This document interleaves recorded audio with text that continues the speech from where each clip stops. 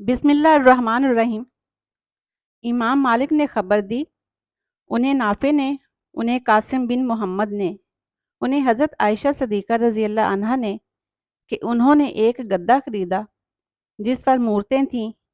رسول کریم صلی اللہ علیہ وآلہ وسلم کی نظر یوں ہی اس پر پڑی، آپ صلی اللہ علیہ وآلہ وسلم دروازے پر ہی کھڑے ہو گئے اور اندر داخل نہیں ہوئے۔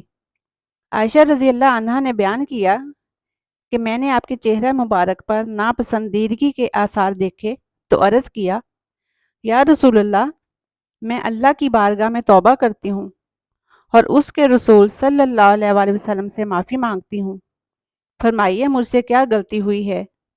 آپ صلی اللہ علیہ وآلہ وسلم نے فرمایا، یہ گدا کیسا ہے؟ میں نے کہا کہ میں نے یہ آپ ہی کے لیے خریدا ہے تاکہ آپ اس پر بیٹھیں اور اس سے ٹیک لگائیں۔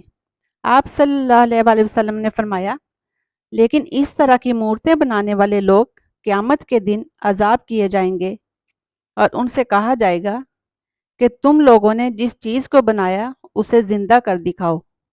آپ صلی اللہ علیہ وآلہ وسلم نے یہ بھی فرمایا کہ جن گھروں میں مورتیں ہوتی ہیں رحمت کے فرشتے ان میں داخل نہیں ہوتے۔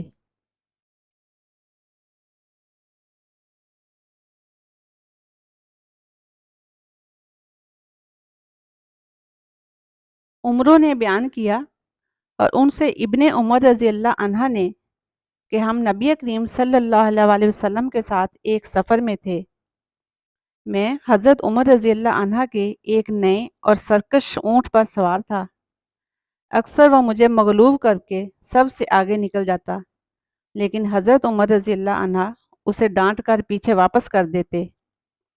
وہ پھر آگے بڑھ جاتا۔ آخر نبی کریم صلی اللہ علیہ وآلہ وسلم نے حضرت عمر رضی اللہ عنہ سے فرمایا کہ یہ اونٹ مجھے بیچ ڈال۔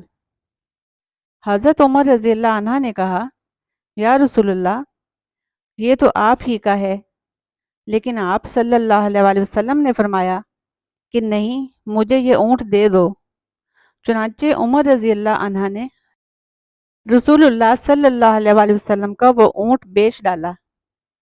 اس کے بعد آن حضرت صلی اللہ علیہ وآلہ وسلم نے فرمایا، عبداللہ بن عمر، اب یہ اونٹ تیرا ہو گیا، جس طرح تو چاہے اسے استعمال کر۔